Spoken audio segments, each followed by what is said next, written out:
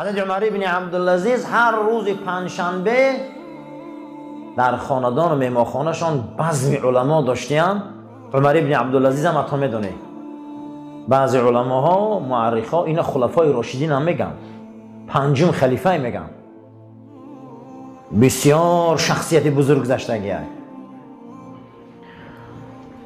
وقتی که پدرش عبدالعزیز ابن مروان آساخالی میکنن در نبیره حضرت عمر، وقتی که نبیره حضرت عمر در آساخالیش میکنن، حضرت عمر فرزندی داشتن با نام آصیف. شبا میگشتن در کوچه های مدینه که از زنی شیر فروش گفته است که دختر که زنک دختر چم ای دخترم همین یک قاو بیار در شیر قوش کنه پگه بازار دمی فروشه. میگه بعد دختر در جواب میگه این قرار امیرالمومنین یوخی که در شیراتون او نندازه چخه میفروشی؟ یک گفته عمر ما رو در شب کجا میبینه یا فردا بازار ده؟ گفته یوخی خدای عمر چی؟ همین حالت حضرت در پشت دیوال بوده، گوش که میکنه فردا آساخالی میبیو. بچه‌شان آصیف نه و بزن شده که بدین، هر دوشان میگه واخرن یا دیگری چی انتخاب کنن.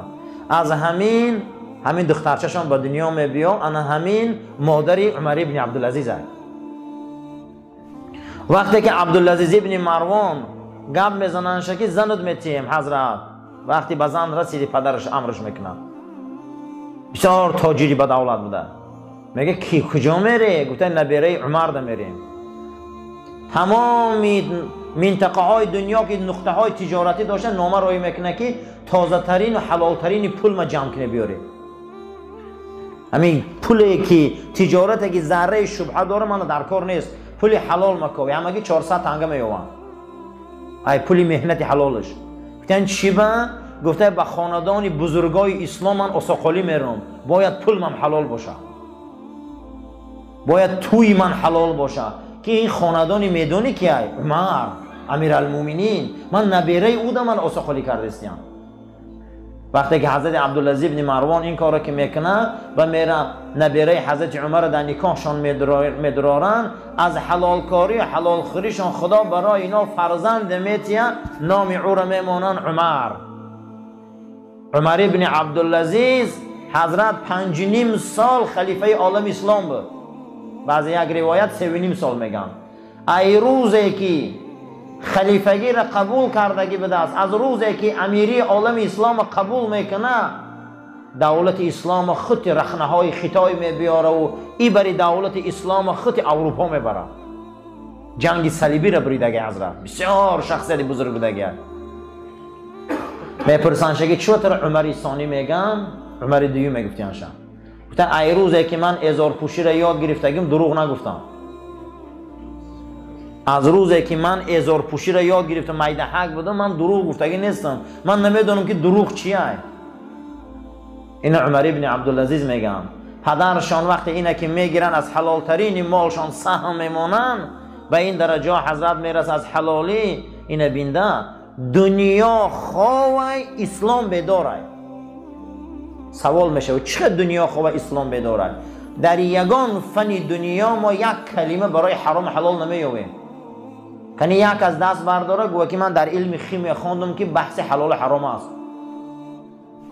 یک از خیزه گوه که من در علم متیمات که علم حلال حرام است. من فهم یک انسان خیزه گوه من در علم ادبیات خواندم که علم حلال حرام یک باب هست. یا یک از خیزه گوه من در زبان مادری خواندم که لقمه حرام تأثیر داره در فرزند. یگان فن دنیا در شما نمیوینم. اما اسلام میگه که حلال خیره که فرزندای حلال به دنیا بیاین. در یگان جای دنیا نمیگه پیش رفتگی، یگان جای دنیا در یک ورق برای حرام حلال نیست. کجاش در حرام حلال، کجاش مونده؟ اما اسلام میگه همون روز این ابرمرد از مال حلال زن گرفت، خاندان حلال در دست زد، از او فرزند خدا داد شه عمر ابن عبدالعزیز، این خلیفه عالم اسلام شد. گفته که قسم به نام خدا از روزی که خلافت قبول کردم من یگان شب خواب نرفتم. حتی که زنا شکایت میکردیم که عمر از روزی که خلیفه شدی 3.5 سال مطمئن خلیفگی، در 3.5 سال یگان بار جوگه زنا شمادگی نبوده است. همین روز می اومده یگانش نفقه شون اومده صحبت میکرده، شو تا روز در ریاست حکومت کار میکرده. حتی که گفته از فاطمه زنش گفته است که از روز ریاست قبول کرد من عمر را ندیدم که بستری من بیایم. میگه ای رعیت میترسم، نخوا که رعیت گوش نمونه، نخوا رعیت تش نمونه، نخوا خلق خدا در عذاب باشه و من قد زنم معیشت کنم. همون حالتی که لحظه های آخری حیاتش میبینه حضرت، زنش بالای سرش میبینه فاطمه، میگه چه حال داری امیر المومنین، چه حال داری؟ میگه چهره زنش نگاه میکنه و میگه فاطمه اخرجی یا فاطمه، تو ای فاطمه ای خانه من، ای بالای سری من بیرون برو.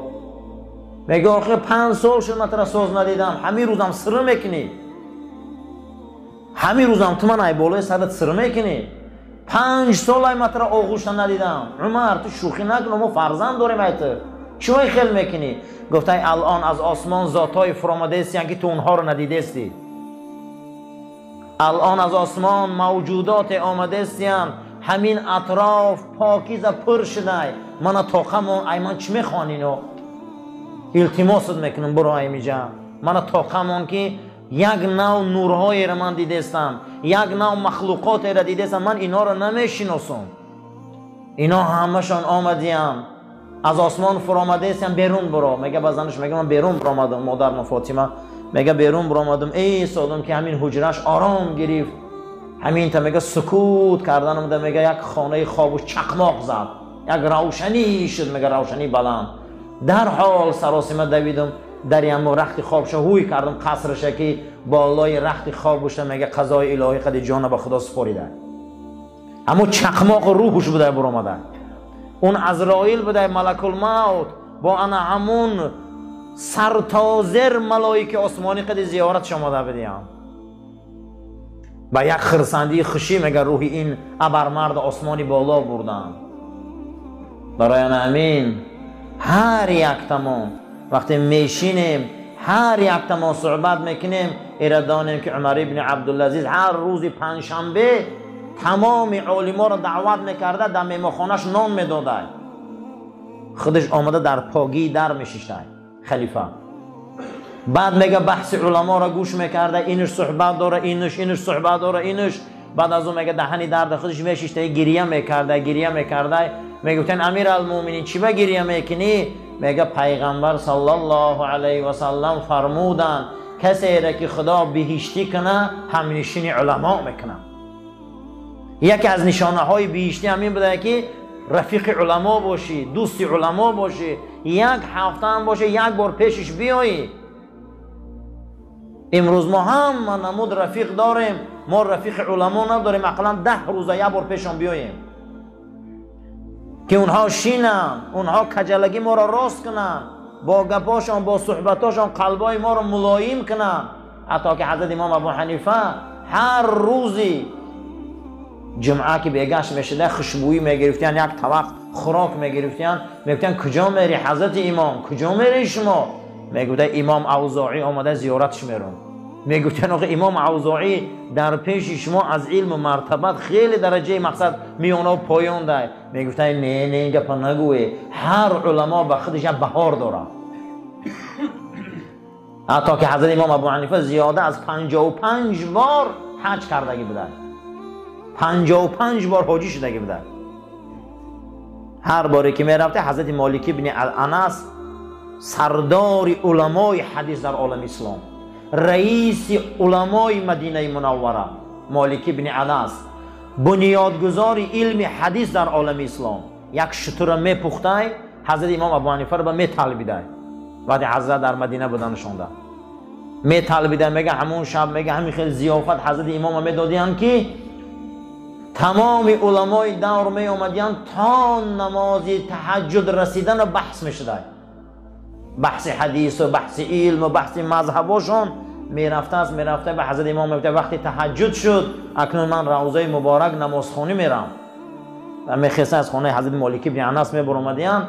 حضرت مالک ابن انس ایجاشون میخستن میگفته ای مردم، ای علما، من قسم میخورم به نام خدای یگانه، خیز تماشا کنی انمین آدم ای قفاش یگان مادر تا روز قیامت دیگر خیلی عالم نمیزویا.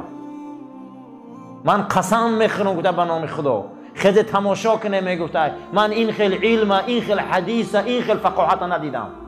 خود میگفته تماشاش کنه. بعد از او در یک روایت دیگر میگه حضرت میگه میخوای که بیشتی را بینه، میخوای که جنتی را بینه، قسم به خدا میگه تماشا کنه. همون ندایی که قرآن گپ میزنه که مؤمنین خدا کیا هستن؟ کیان مؤمنین خدا؟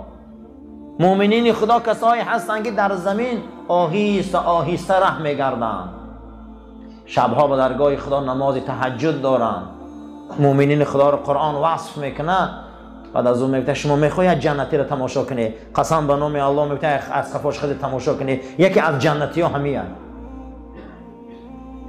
برای همین صحبت علما فیض داره، صحبت علما تأثیر داره، صحبت علما مقام و مرتبت داره. هر یک تاتون قسم به خدا یک علما را هیچ هم نباشه یک هفته ده یک بار، 10 روز ده یک بار، 20 روز ده یک بار، 1 ماه ده یک بار روید از صحبتشون شینه. اینا وارثای رسول اکرمند. بزرگان گفته هستیم که در کتاباشون روشنی ماهتاب از آفتاب است. همین ماهتاب روشنیش ای چی میگرفته؟ ای آفتاب. تمام روشنی دنیا هم روشنیش ای آفتاب میگرفته. هر آن چیزی که او روشنی داره، قوت داره، نیرو داره، بزرگی داره، او هم از آفتاب بوده است. اما بزرگا گفتیان که مسلمان روشنی و قوتش از چی میگیره؟ یکم رسول اکرم صلی الله علیه و سلم گفته که مسلمان روشنیش ای نماز تهجد میگیره. پیغمبر خدا گفته که نماز شب نور چشم من است، یعنی که 2 چشم من نورانی در نماز شب است. نماز شب نور چشم رسول اکرم بوده صلی الله علیه و سلم. کدام وقت ما روشنیم، کدام وقت ما بدن ما نیرو داره، کدام وقت بدن ما خوشرو است، نورانی است، روشنی میپوشه روی ما، و آن شرطی که شب خیزیم با خدا راز گوییم. پیغمبر ما مقام محمود ای نماز شب یافتن. پیغمبر ما مقام محمود ای کجا یافته بودند؟ نماز شب، تهجد. هر کسی که نماز شب داره و قوت داره، کسی نماز شب نداره و قوت نداره. عبدالله ابن عمر گفته است که نماز شب حیبت مسلمان است. مسلمان اگر نماز شب داشتگی باشه خدا در بدنی او حیبت میداده. همین گونه حیبت میداده است که در همین زمین از حیبت او همه میحراسیده. مؤمنین خدا باید حیبت داشته باشند. حیبت در نماز شب بده برای مسلمان. نماز شب نوری چشم بده. هر وقتا که انسان با قرآن شینه و با تفسیر شینه و با اهل علم شینه، این انسان روشن میشده. انسان چی میشده است؟ روشن میشده. برای همین روشنی ها را زیاد کنیم، قوت زیاد کنیم، نوری بدن زیاد کنیم، با نماز شب، با تلاوت قرآن، با اهل علم. رسول اکرم صلی الله علیه و سلم فرمودند که علیکم بمجالسه العلماء. امتم همیشه در مجلس علما شینه، همیشه در مجلس علما شینه. مجلس اینها نور است، مجلس اینها برکت است، صحبت اینها نور است، صحبت اینها برکت است. زیرا که شما نقطه های هدایت با هم نشینی یا میابه.